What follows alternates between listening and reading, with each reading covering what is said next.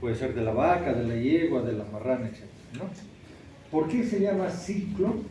Porque hay una serie de eventos que se van repitiendo en círculo, ¿no? Ese es un ciclo, entonces. Es decir, comienza en un evento y termina en ese mismo evento, o se reinicia con ese mismo evento, ¿no? Ahora, estral se llama, ciclo estral se llama porque la manifestación más visible, objetiva de todo ese ciclo es el estral, ¿no? O celo de los animales, como también, o calor también se llama, ¿no? Entonces, nosotros literalmente podríamos decir que el ciclo empieza con el estro, ¿cierto?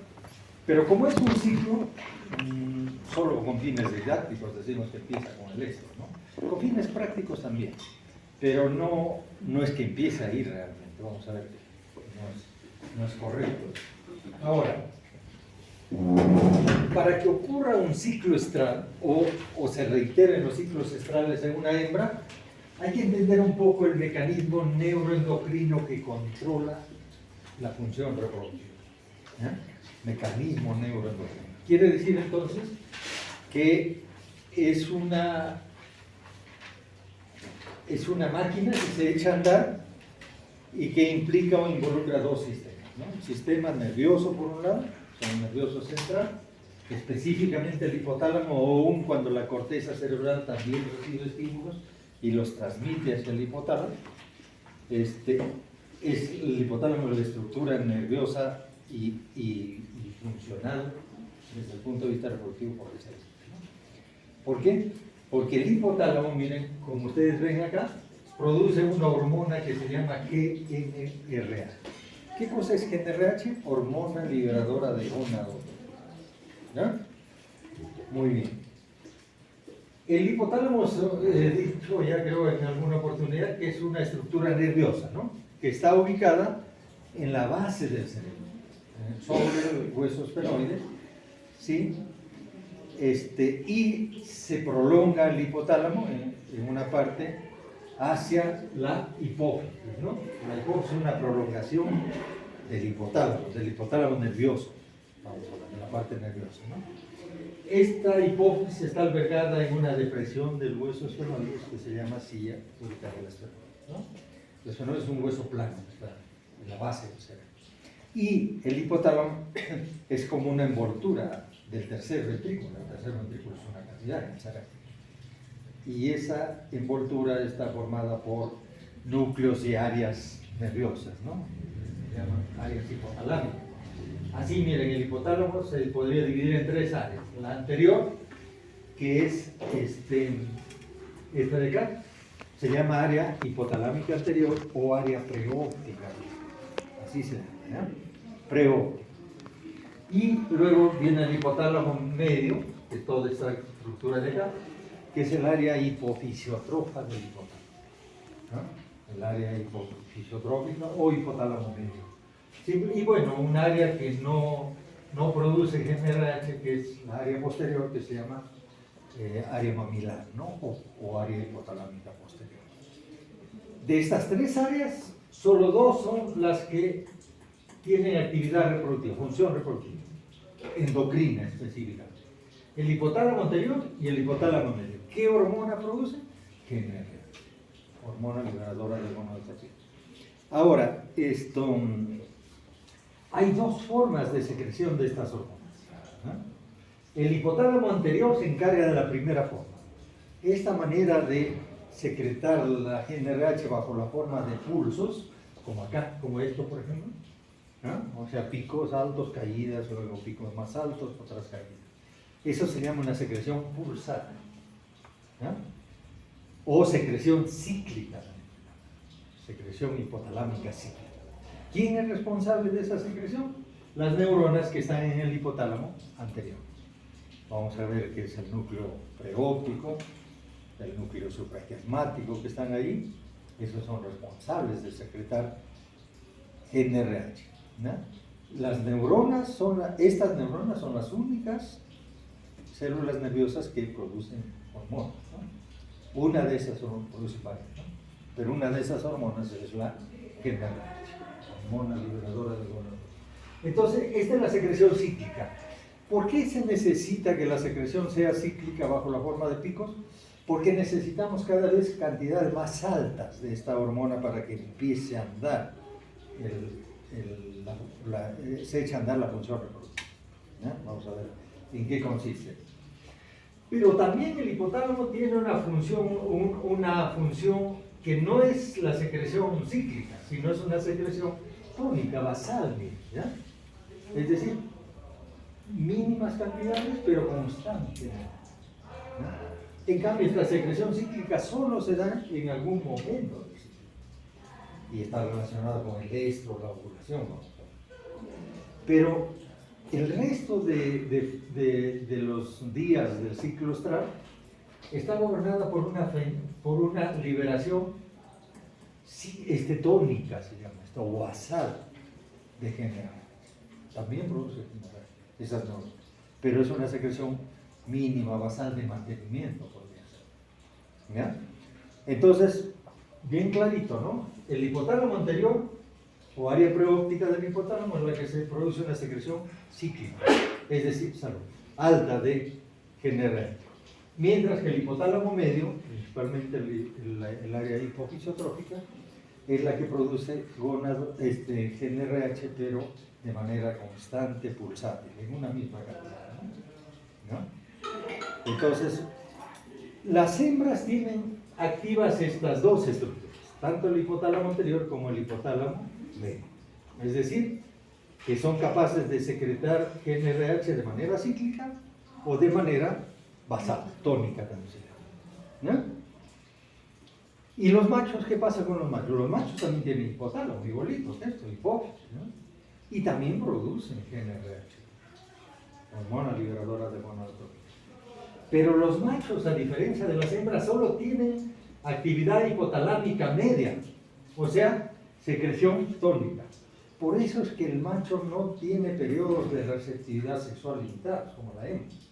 El macho es activo reproductivamente en cualquier momento, a todo lo largo del tiempo. ¿Ya? ¿Por qué? Porque su secreción no es cíclica, sino es tónica, de GnRH. Ahora, ¿por qué las hembras secretan pulsátil y tónicamente GnRH y por qué los machos tienen solo una secreción tónica, ¿no? Ese caño está abierto, pero está malogrado. Ya, correcto. Listo. Preguntaba entonces, como vamos a ver cuando hablemos en la clase de teoría del lunes, ya deberíamos haberlo hecho el lunes que pasó, no se pudo. Vamos a ver allí que durante el proceso de establecimiento del sexo, en machos y hembras, hay un proceso que es activo en el macho y es pasivo en la hembra. Las estructuras primordiales que dan origen a la diferenciación sexual, o sea, las partes del tracto reproductivo, son bipotenciales en el embrión en formación. Bipotenciales. ¿Qué quiere decir? Que se pueden diferenciar hacia macho o hacia hembra. Y esa bipotencialidad parte desde el momento de la fertilización. ¿Ya? Si durante la fertilización un óvulo, según que es X, el óvulo siempre es X. ¿Ya? Si un óvulo X se une con un espermatozoide Y, forma un macho. El producto va a ser un macho. Pero si el óvulo, que siempre es X, se une con un espermatozoide que también es X, entonces el producto va a ser un macho. Eso es bipotencialidad sexual. Y de ahí viene la diferenciación de las gónadas, de los conductos, etc. Todo eso lo vamos a ver en teoría. Entonces, muy bien. ¿Por qué se dice que la diferenciación sexual en el macho es activa y por qué en las hembras es pasiva? Se ha demostrado, miren, que si no existiera el cromosoma Y y genes específicos que están en el cromosoma Y, entonces la diferenciación sexual sería siempre hacia la hembra, hacia ella. Por eso es que hay individuos que podrían tener una carga cromosómica como esto, por ejemplo, X0, son fenotípicamente hembras, ¿no? Tienen un cromosoma X nomás y el otro no lo tiene. Entonces son fenotípicamente hembras. Por eso se dice entonces que la diferenciación sexual de la hembra es pasiva. Pero basta que exista un cromosoma X y independientemente de cuántos cromosomas haya X, basta que haya uno, puede darse otros casos. Mira, es suficiente que exista un cromosoma, así existan varios cromosomas, un cromosoma Y, así existan varios X, esa diferenciación se va a cambiar hacia el nuevo individuo de sexo masculino. ¿Ya? Entonces, ¿quién es el divergente? ¿Quién es el cromosoma divergente? El cromosoma Y. ¿Y por qué? Porque tiene algunos genes, como vamos a ver más adelante, específicos, que determinan el cambio de la ovogonia inicial hacia testículo, ¿sí? Eso entonces, o luego la diferenciación de los conductos, ¿no? Entonces, ¿qué pasa cuando hay un individuo que es XY, como que normalmente son los machos, ¿no? Si es XX, esto es una hembra, ¿no? Si es XY, esto es un macho. Entonces, cuando existe un individuo XX, no hay el cromosoma discordante, digamos, el que va a activar la diferenciación hacia macho. Entonces el individuo va a ser una hembra. Pero cuando existe una carga cromosómica XY, entonces ahí sí, está el cromosoma Y presente y este va a iniciar un proceso de diferenciación activa, ¿ya? Y cuando digo diferenciación activa es porque la gónada, fíjense, desde el comienzo, desde el origen embrionario, desde la etapa embrionaria, la gónada me refiero en este caso a la diferenciación hacia testículo, la gónada va a producir hormonas. En cambio, la gónada femenina, que sería el ovario, no tiene esa capacidad de producir hormonas. ¿Ya? Por eso se dice entonces que el cromosoma Y es el activo, el otro es el pasivo. Entonces, una de esas hormonas que produce el cromosoma Y se conoce con el nombre de HIM. Toda la nomenclatura está en inglés. Hormona inhibidora de las estructuras o conductos de Müller. Y los conductos de Müller son conductos femeninos. Los conductos de Müller van a dar lugar luego a los oviductos, a los cuernos uterinos, al útero, a la parte craneal de la vagina. ¿Ya? Esos son los conductos de Müller. En cambio, los conductos de Wolff, esos son los conductos masculinos, que van a formar los túbulos seminíferos, los conductos deferentes, los conductos deferentes, etc. ¿No? Entonces, esa diferenciación va a seguir la orden de este cromosoma Y.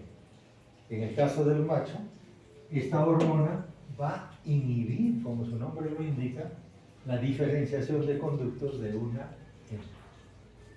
Entonces, como hay dos pares de conductos, y son, o sea, bipotencial es el embrión, entonces, si hay hormona HIM, porque hay un cromosoma Y, entonces, ¿quiénes se van a inhibir, quiénes se van a atrofiar? Las estructuras de hembra, los conductos de hembra. Y van a desarrollar los conductos de Wolff, o también llamados mesonel, o de macho. ¿No? Muy bien. Entonces, eso por un lado. O sea, el cromosoma Y induce a la nueva gónada a producir desde muy temprana edad hormona inhibidora de las estructuras de hembra. Pero más adelante induce a producir andrógenos, principalmente la testosterona. O sea, el testículo en formación va a comenzar desde muy temprana edad a producir testosterona y también dihidroxitestosterona, las dos hormonas masculinas. Esas son responsables. ¿Y qué va a hacer la testosterona? Esta testosterona que se produce en el testículo va a regresar desde el testículo por vía sanguínea hacia el hipotálamo, fenómeno que se llama retroalimentación. pero en este caso va a ser retroalimentación negativa. Es decir, que esa testosterona lo que va a hacer es anular fisiológicamente, hablando, al área hipotalámica anterior. La va a anular. ¿Quién es responsable de esa anulación? La testosterona. ¿Dónde se produce? En el testículo de formación. ¿Ya? Y si se anula fisiológicamente hablando esta área hipotalámica anterior, el macho no va a tener secreción cíclica. ¿No es cierto? Y se va a quedar solo con la secreción tórica o basal. Entonces el macho no va a tener ciclos reproductivos, sino va a tener una reproducción constante. ¿Ya? ¿Quién causó eso? Eso es lo que se llama la diferenciación sexual del cerebro. Esto es lo que ocurre, no solo en los animales, sino en la especie humana también. ¿Ya? Y salvo ciertas aberraciones que pueden ocurrir, ¿no? Entonces, a ver, volviendo. La hormona que desencadena todo el proceso reproductivo es la GnRH. En las hembras, esta se produce de manera cíclica o de manera tónica. ¿Sí? Por eso es que en las hembras son receptivas solo una temporada, un periodo de tiempo, que varía según la especie. Pero los machos no, porque los machos tienen inactivada el área perióptica y hipotalámica. No hay capacidad de secreción cíclica, ¿no? Queda solo la secreción. Ahora, ¿qué hace la GnRH? Una vez sintetizada, baja y a través de esta estructura vascular que se denomina sistema porta. Algunos llaman porta hipotalámica hipofisial, ¿no? Pero así no es simple. Sistema porta. Es un sistema sanguíneo muy particular, sui generis. No existe otra forma de este sistema vascular en el resto de los órganos. No existe. Solo conectando el hipotálamo con la hipófisis. ¿Ya? ¿Qué tipo de conexión es? Es una conexión directa entre el hipotálamo y la adenohipófisis, esta parte anterior de la hipófisis. ¿Por qué tiene que ser directa? Para que los productos que se producen acá, que uno de ellos es la GnRH, pero también se producen otras hormonas liberadoras de prolactina, etcétera, etcétera, vamos a ver luego, pero lo que nos interesa ahorita es la GnRH. Para que la GnRH producida acá vaya directamente a través de este sistema portal a la hipófisis anterior. ¿Ya? ¿Qué significa de manera directa? Que no vaya a la circulación general, no pasa por la circulación mayor que da vuelta a todo lo demás. No. ¿Por qué no pasa? Porque el sistema vascular es característico, es propio, que permite un paso directo. ¿Y por qué ha hecho la naturaleza esto? Porque si va a la circulación general, la cantidad de hormonas que se producen acá son cantidades ínfimas. Se producen en nanogramos, en picogramos. ¿Eh? O sea, 10 a la menos 9 gramos, por ejemplo, picogramo, para tener una idea. ¿Ya? Gramo, miligramo, nanogramo, picogramo. ¿No? Entonces son cantidades infinitamente pequeñas. Y si pasaran a la circulación general, ¿qué va a pasar? Su efecto se va a diluir. Son cantidades muy pequeñas. Entonces la naturaleza ha hecho que este sistema traslade o transporte la GnRH directamente desde el hipotálamo hacia aquí esta conexión está en el hipotálamo medio, ¿no? Directamente entonces hacia la adenohipófisis o hipófisis anterior. ¿Ya? La hipófisis también tiene una parte posterior, la hipófisis posterior, que también se llama neurohipófisis. La anterior se llama adenohipófisis. ¿Y qué hace la GnRH aquí? Como su nombre le indica, miren lo que dice, hormona liberadora de gonadotropinas. ¿Dónde va a tener su efecto? En la hipófisis. Porque las gonadotropinas se producen en la hipófisis. ¿Qué hormonas se producen acá? FSH y LH. Esas son las dos gonadotropinas. Hormona folículo estimulante, o sea, estimulante del desarrollo folicular. Hormona luteinizante, o sea, hormona encargada de la ovulación y de la formación del cuerpo. Por eso se llama luteinizante. Entonces está claro. ¿Qué hace la GnRH? Estimula la liberación de gonadotropinas. ¿Desde dónde? Desde la hipófisis. Allí se producen las gonadotropinas, se liberan y estas ya van por vía sanguínea hacia la gónada. En el caso del macho hacia el testículo, en el caso de la hembra hacia el ovario. ¿No? ¿Y qué van a hacer en el ovario? Esto sí es por vía de la circulación mayor, porque estas cantidades son un poco mayores, muy grandes. Entonces, y además la hipófisis actúa como un amplificador, ¿ya? Multiplicando varias veces el efecto que tiene la GnRH, ¿sí? Su efecto es pequeñito, pero cuando llega a la hipófisis amplifica, ¿no? Entonces puede producir grandes cantidades de FSH y LH. ¿Qué hace la FSH en el ovario? Estimula el desarrollo folicular, el crecimiento del folículo, ¿no? Vamos a ver que ese crecimiento se da a través de ondas u olas de crecimiento, ¿no? Eso se llama dinámica folicular. Pero por el momento nos quedamos que la FSH estimula el desarrollo folicular, ¿no? Y luego cuando el folículo ha crecido, está grande, entonces el folículo necesita madurar, ¿no? Y necesita ahora ovular. Ese proceso se llama ovulación.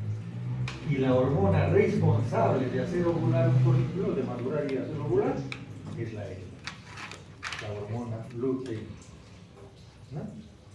Pero además, cuando se rompe el folículo acá, la hormona luteinizante ayuda a organizar en esta estructura rota un cuerpo lúteo. Por eso se llama hormona luteinizante, cuerpo lúteo. Lúteo es amarillo, productor de progesterona. Entonces, miren, ¿qué hacen las gonadotrofinas hipofisiarias? Van al ovario y provocan primero a través de la FSH o estímulo de la FSH un crecimiento folicular, luego hay una maduración folicular a través de la LH y una ruptura para formar un cuerpo lúteo. ¿Qué produce el folículo que está creciendo o el folículo que ha desarrollado y ya está grande? Se llama folículo dominante, ¿no? Produce una hormona que se llama 17 beta estradiol. Son varias hormonas, realmente varios estrógenos, pero el principal se llama 17 beta estradiol. Se abrevia así. Eso.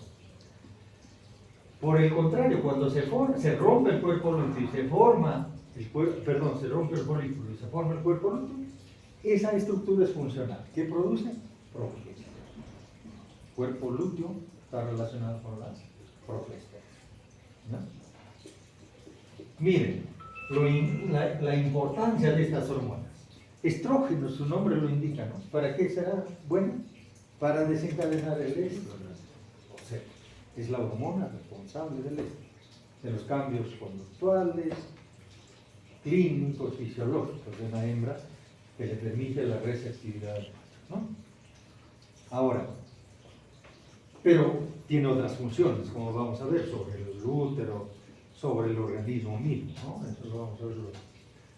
¿Qué función tiene la progesterona? Progesterona, ¿no? Pro es a favor, ¿no? Gesterona viene de gestación. Entonces favorece la gestación, ¿sí? Esa es la función primordial. Esas son sus funciones. Estas hormonas se llaman esteroides gonadales, ¿no? Así como estas se llaman gonadotrofinas hipofisiarias, estas se llaman esteroides gonadales. Están en el macho y en la hembra, por si acaso, vamos a verlo luego, ¿no? Esta no, pero esta sí. Pero en el proceso de esteroidogénesis, vamos a verlo, sí hay progesterona. Lo veremos más adelante. Muy bien. Pero estas hormonas, además de producir estro o favorecer la preñez, la gestación, tienen otro efecto que es muy importante. Miren, en el caso de los estrógenos producidos por un folículo dominante, por un folículo grande, maduro, ¿qué hacen los estrógenos? Regresan al hipotálamo o retroalimentan al hipotálamo. Por vía sanguínea, desde el ovario se van, desde el folículo, se van hasta el hipotálamo. ¿Y qué hacen en el hipotálamo? Un efecto de retroalimentación positiva. ¿Qué quiere decir? Que en la medida que haya más estrógenos o estradiol, se va a producir más GnRH. Y por eso es que miren cómo se va produciendo, se va activando la secreción cíclica. ¿Quién activa eso? Los estrógenos, el estradiol. ¿Ya? Esto en la GnRH estaba produciéndose así, ¿no? Pero en la medida que el folículo crece, produce más estrógenos. más estradiol. Y ese estradiol va hacia el hipotálamo y le activa, y le dice, tienes que producir más GnRH. Necesitamos cantidades más grandes, picos de GnRH. ¿Para qué? Para que un pico de GnRH responda o estimule un pico de liberación, sobre todo de LH. ¿No? Ese pico que genera una alta producción de LH se llama pico preovulatorio. Es decir, necesitamos una cantidad de LH grande que prepare al óvulo, al folículo, para la ovulación. Eso se llama pico preovulatorio. Hay una descarga alta de GnRH, es un pico alto de GnRH, el cual se acompaña de un pico preovulatorio de LH. ¿Qué hace la LH? Rompe este folículo maduro y empieza la luteinización del folículo, es decir, la formación de un cuerpo lúteo que ya no va a producir estrógeno, sino progesterona. Miren, ese es todo el proceso, ¿no? Esto genera entonces el ciclo, ¿no? En las hembras. ¿Qué hace la progesterona por el otro lado? Una vez que el cuerpo lúteo está funcional y la hembra no ha preñado, por ejemplo, bueno, en todos los casos, así haya preñado la hembra, el cuerpo lúteo produce progesterona. Y la progesterona tiene una función aparte de promover la fecundación, la gestación. Su función es retroalimentar al hipotálamo. Así como los estrógenos también se van al hipotálamo, la progesterona también se va por vía sanguínea. ¿Qué hace? Pero esa retroalimentación se llama negativa en todos los casos. ¿Qué quiere decir? Que cuando hay una secreción alta de progesterona, le dice al hipotálamo, no tienes que producir GnRH, porque lo está frenando. La progesterona es un freno.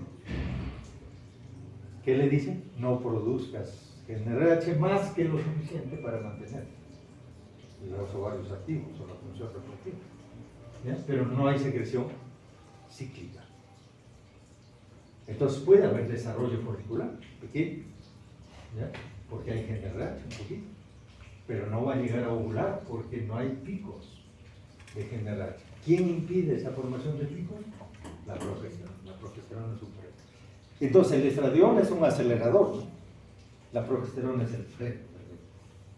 Entonces mientras más estradiol hay, se acelera más el motor arriba, ¿no? El hipotálamo, el área preóptica. Mientras menos estradiol hay, entonces baja la velocidad del hipotálamo. En cambio la progesterona pisa el freno y se acabó, ya no hay más GnRH, más que esta secreción basal. ¿Está claro? Entonces este es el mecanismo neuroendocrino que controla toda la reproducción, todo el ciclo esperma. Pero he hablado en el camino que el folículo desarrolla, evoluciona, ¿no es cierto? ¿Y qué significa que desarrolle? ¿Recuerdan? En la sesión anterior les dije que los ovarios de todas las hembras, incluida la especie humana, la mujer, traen todos los folículos o ovogonias que van a desarrollar durante su vida reproductiva. Es decir, que después del nacimiento ya no hay más formación de folículos. ¿Cuál es la primera manifestación folicular? Es un folículo primordial. ¿Qué es un folículo primordial? Una célula germinal sexual, una ovogonia, un ovocito, más propiamente dicho, rodeada de una sola capa de células. Ese es un folículo primordial. No es funcional, no es nada. Pero ahí está el folículo. Ahí está el óvulo. El futuro óvulo todavía es una célula inmadura. No tiene capacidad de fertilización. Pero este folículo primario, ¿sí? Empieza una etapa primordial, empieza una etapa evolutiva que pasa por un folículo primario, uno secundario, uno terciario y finalmente un folículo de grado o folículo maduro. ¿Cómo es que se produce todo ese crecimiento del folículo, desarrollo del folículo? Cuando el folículo es primario tiene una sola capa de células, un poco más grande que el folículo primordial. Pero no hay cavidad, no hay antro, estas células no están diferenciadas, es una sola capa. Cuando pasa de folículo primario a secundario, ¿sí? Es en el momento que necesita FSH, hormona folículo. O sea, este pasaje no. Hasta acá, del primordial hasta acá, no necesita. Vamos a ver que eso es propio de la hormona de crecimiento, de la somatotropina.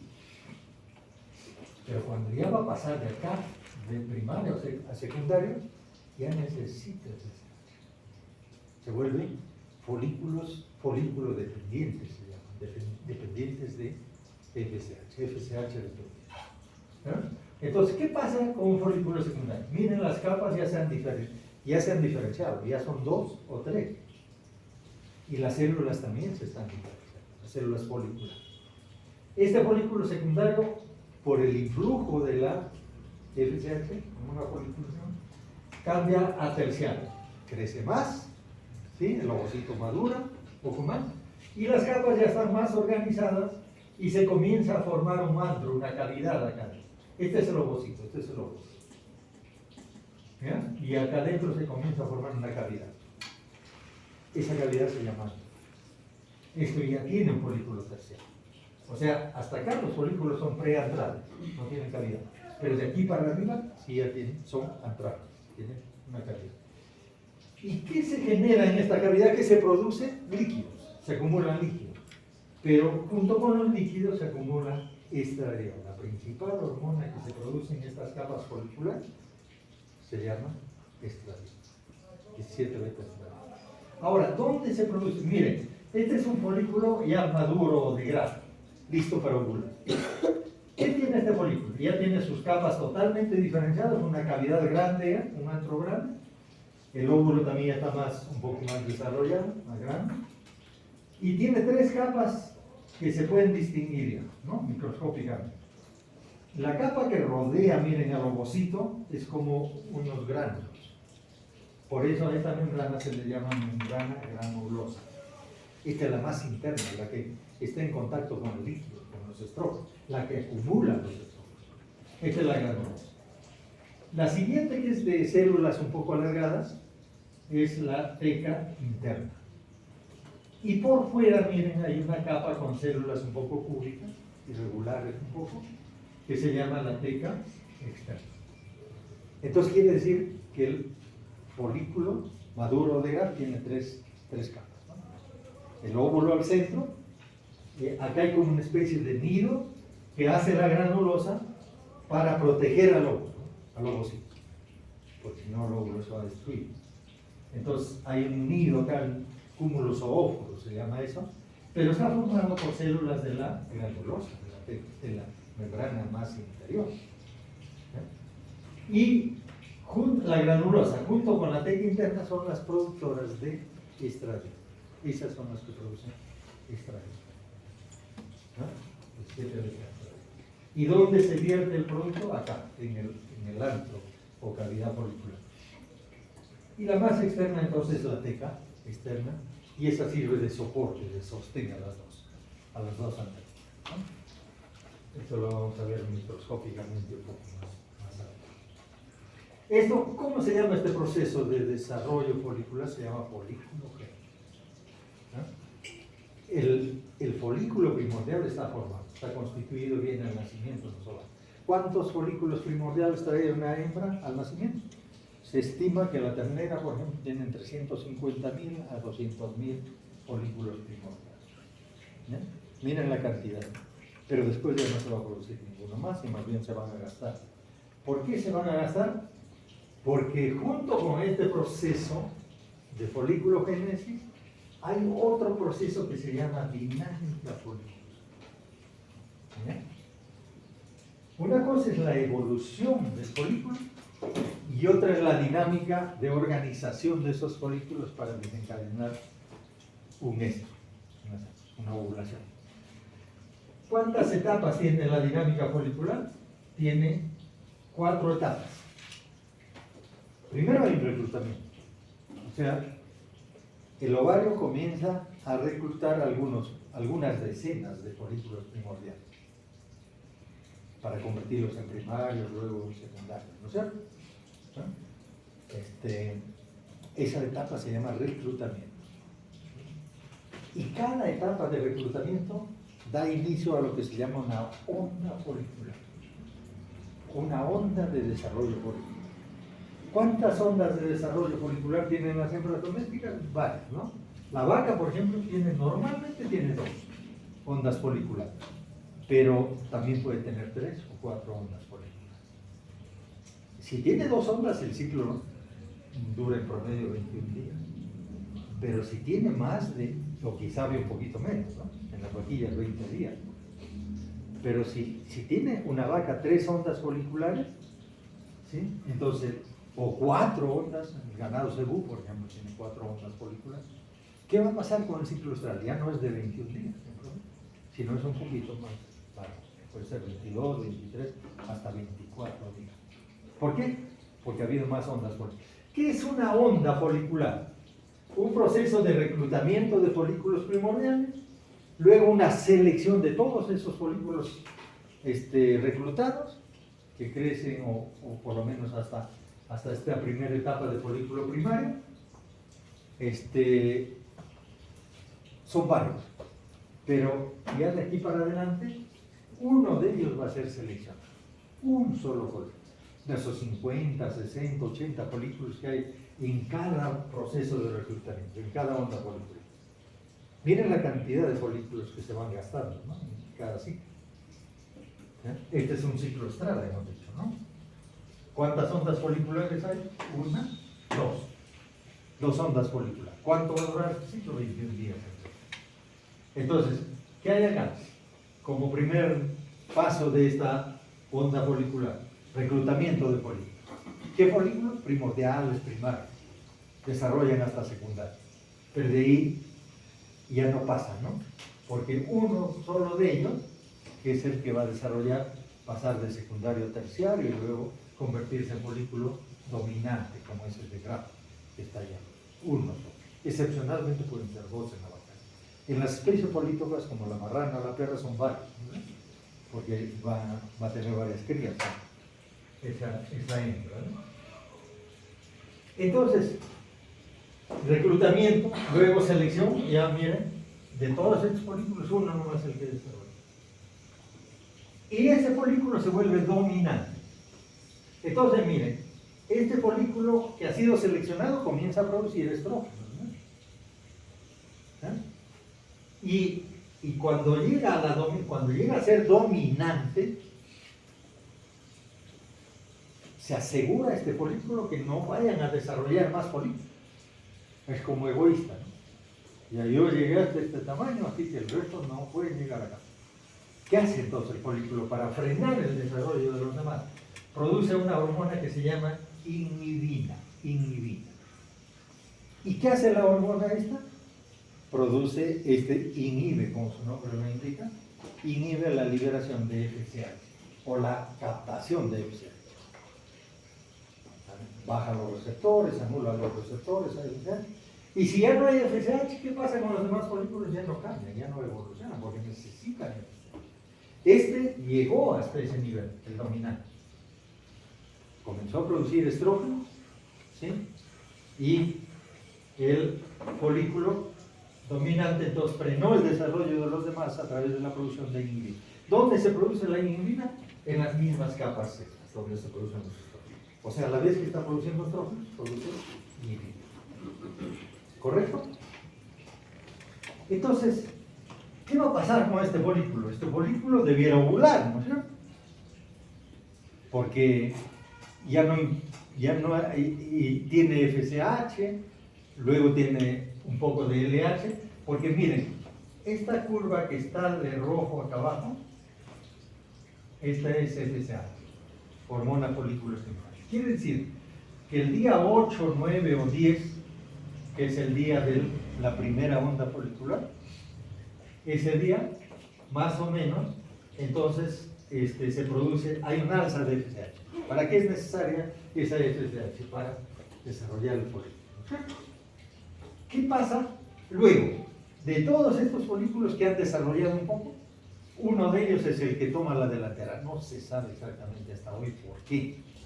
Quizás porque alcanzó el mayor tamaño, algo pasó. Hay varias teorías para explicar.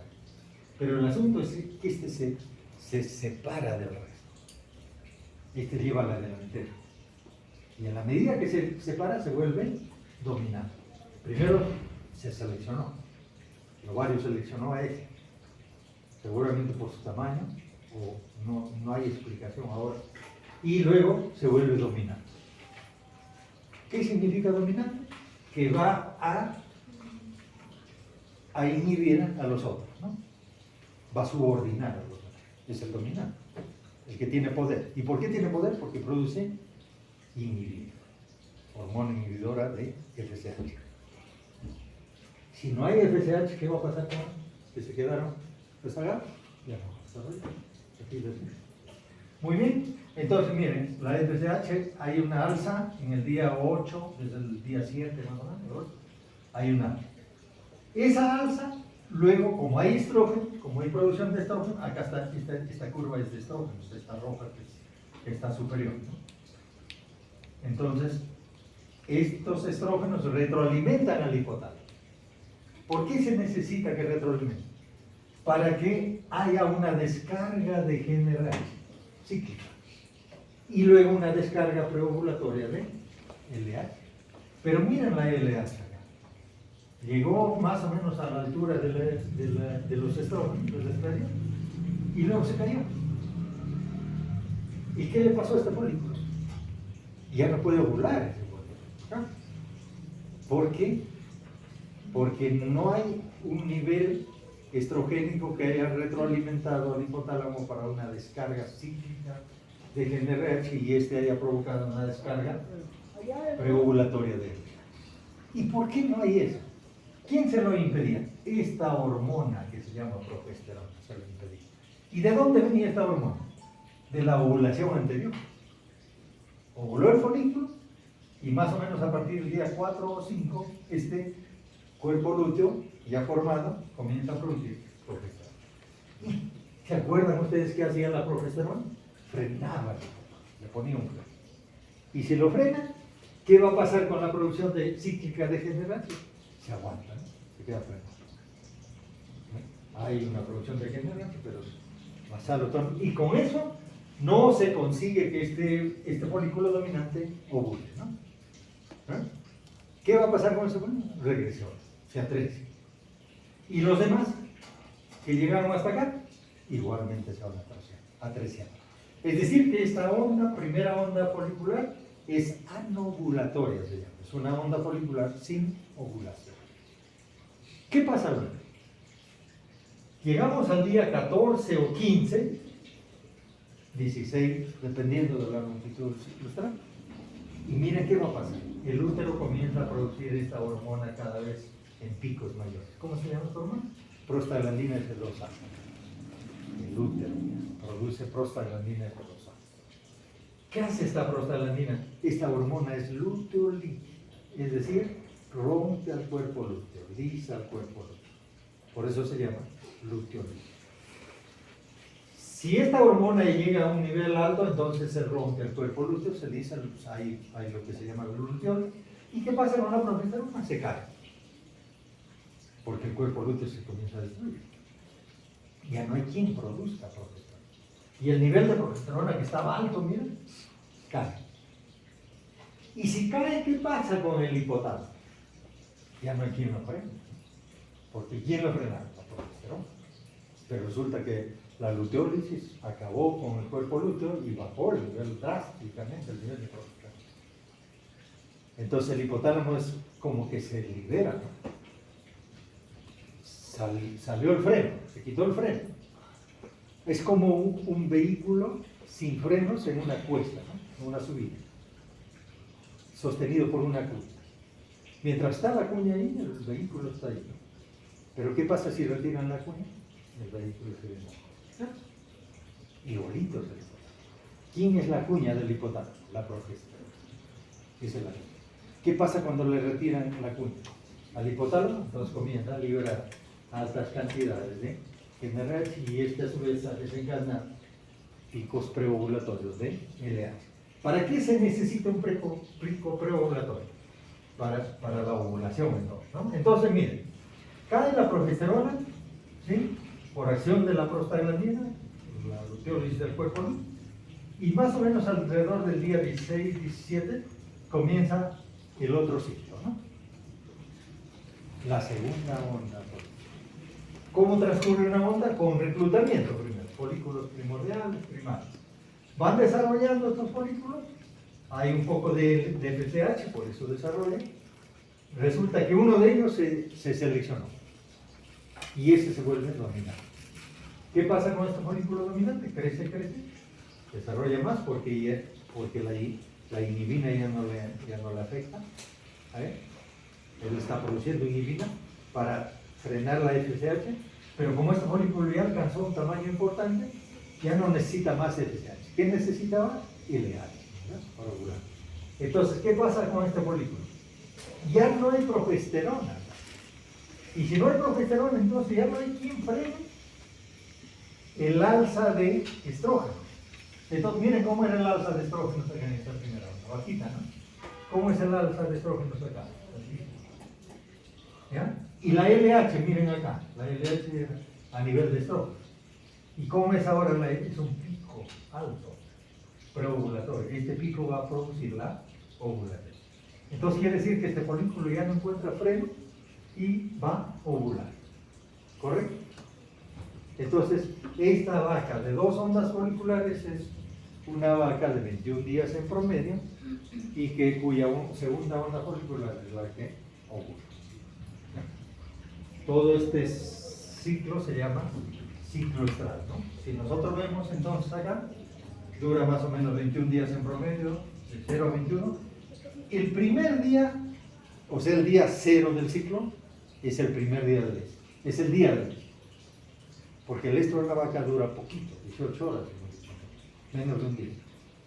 Y la ovulación, miren, ocurre 12 horas después de que ha terminado el estro. ¿Ah? O sea, a las 30 horas de haberse iniciado el estro ocurre la ovulación. O sea, la ruptura del folículo. ¿Qué pasa entonces? Miren, hubo un pico alto de LH, pero cuando se rompe el folículo, se acabó, se cayó. Y también hubo un pico alto de estradiol, se cae el folículo.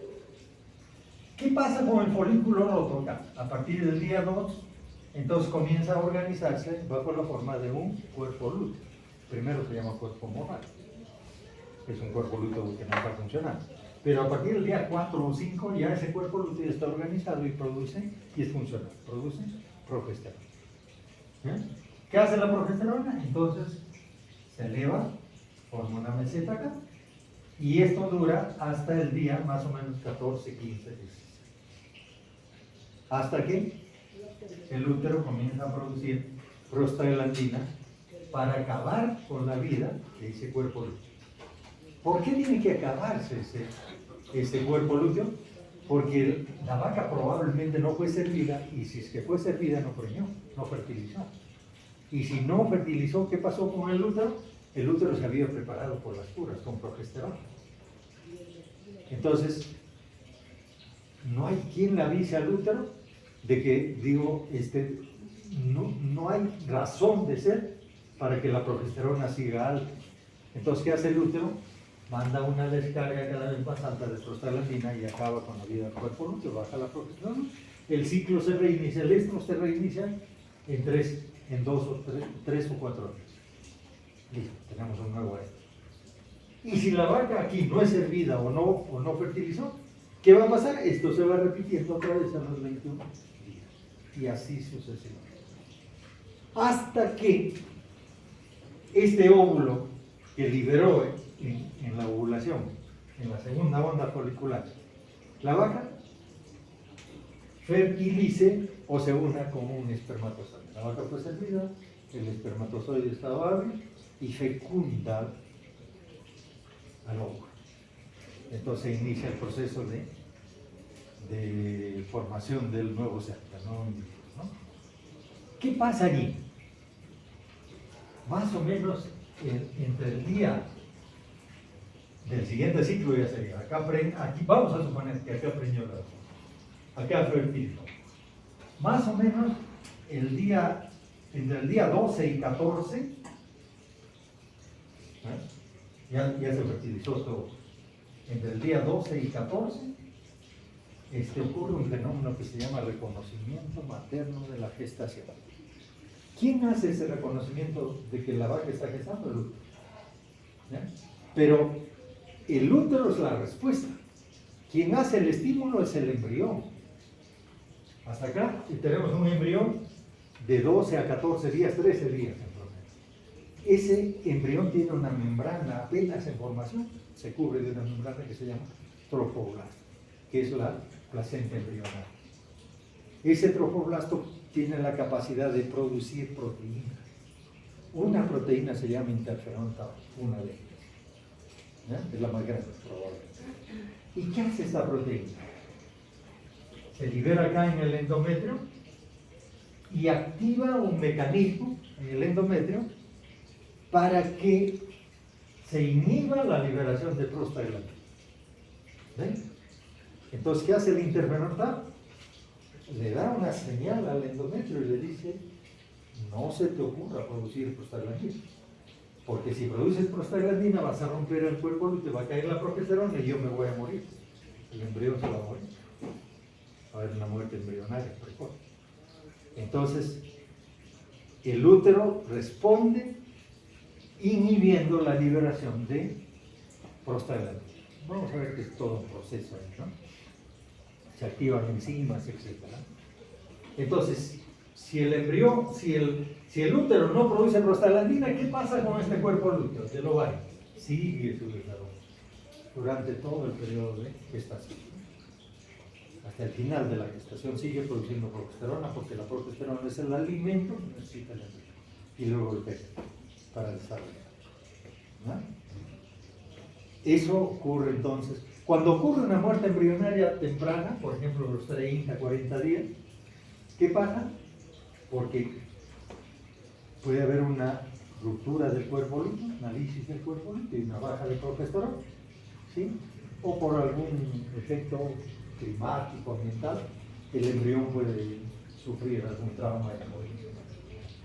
Entonces, esos animales reabsorben el embrión y luego de unos días entran nuevamente en esto, reinician el ciclo. Pero ¿qué pasa si se ocurre en la endometritis? O sea, la vaca fue servida, fertilizó, ¿sí? Ya concibió, y el útero estaba inflamado, había una endometritis que sigue progresando, sigue avanzando la infección, y luego se convierte en una pioma. ¿Qué pasa? Aquí había un cuerpo lúteo. Entonces ese cuerpo lúteo, cuando hay una piómeta dentro del útero, no se destroza. O sea, no hay liberación de prostaglandina. No está preñada la vaca, ¿no? Perdón, está preñada, pero el cuerpo lúteo sigue con vida, ¿ya? Hasta el momento que el embrión muera, ¿no? Entonces, ¿por qué no entra en esto esa vaca si ya perdió el embrión? Ya se lo reabsorbe. Porque el cuerpo lúteo no se ha roto, no se ha alisado.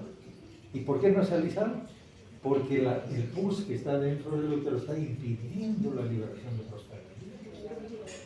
Y mientras no haya prostaglandina, ¿qué pasa con el cuerpo lúteo? Sigue produciendo progesterona. Entonces, ¿cuántos días puede resistir una vaca con una piel? 15, 20, 30 días. Ahora, yo les decía, ¿cómo renovamos el ciclo, cómo reiniciamos el ciclo en esa vaca? Se acostumbra mucho a hacer infusiones de antibióticos, antisépticos directamente al útero, pero la seno está cerrada, porque la progesterona cierra la seno. Entonces, ¿qué hay que hacer? Algo fácil, hay que romper el cuerpo. ¿Con qué lo rompen? Con prostaglandina. Digamos, una prostaglandina. Se lisa el cuerpo lúteo, cae la progesterona, el útero recupera su contractibilidad, se abre la seno y el pus abajo, ¿no? Luego hay que curar con antibióticos. ¿Listo? Entonces, eso más o menos, esto lo vamos a seguir tratando, pero esto es fundamental. Si ustedes no interiorizan esto, no asimilan esto, no van a poder entender ningún evento reproductivo, menos un evento patológico. Y en el campo, no, yo les contaba la anécdota de algunos colegas jóvenes que recién salen de la universidad y creen que la prostaglandina es la panacea y pueden resolver todo. Eso no es correcto, eso no es correcto. Eso significa un desconocimiento del mecanismo neuroendocrino que controla la reproducción. Acá está. Entonces, con ese conocimiento que hemos regido ahora, lógico que ustedes van a ir machacándolo un poco. No es necesario aprenderse de memoria esto. Esto es una cosa deductiva. Hay que deducir. A veces de los nombres propios de las hormonas podemos deducir los eventos. ¿Ya? Y por deducción sabemos por qué el ciclo se puede cortar y cómo resolver ese problema de cómo reiniciar el ciclo. ¿No? Por ejemplo, miren, yo les pregunto, ¿qué pasa si entre el día 9 o 10 hay un repoluto de progesterona? Yo aplico una prostaglandina el día 9, por ejemplo, acá. Aplico prostaglandina. ¿Qué va a pasar? Se lisa el cuerpo y el estrés se va a reiniciar en 2 o 3 días, 4 lo sumo. O sea, si contamos 9 más 4, más o menos 13. El ciclo ya no va a durar 21 días, no va a durar 13 días. ¿Qué estoy haciendo? Estoy manipulando el ciclo. ¿Ya? Pero conozco, por eso lo hago, porque si no conociera cómo lo hago. ¿Ya? Entonces, eso se llama manipulación del ciclo estral y uno de los protocolos es de sincronización del esto. Quiere decir que si yo hago esto en varias vacas, entonces, ¿qué va a pasar con esas vacas? Que entren en esto más o menos de manera simultánea, en un corto periodo.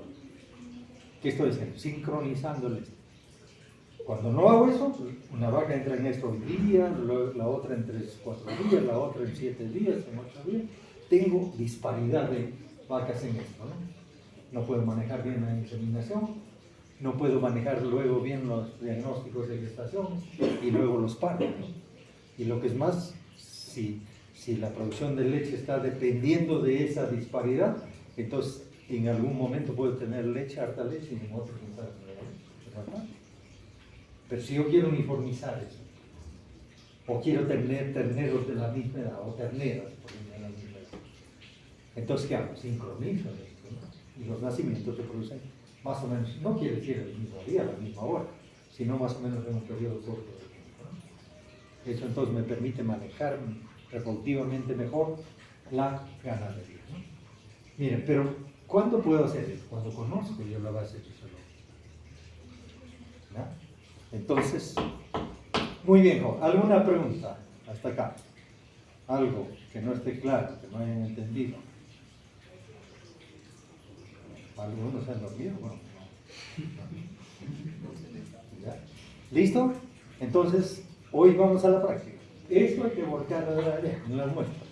Pongan las muestras en la mesa, en sus bandejas, y me van a explicar cada caso, ustedes, de acuerdo a este conocimiento.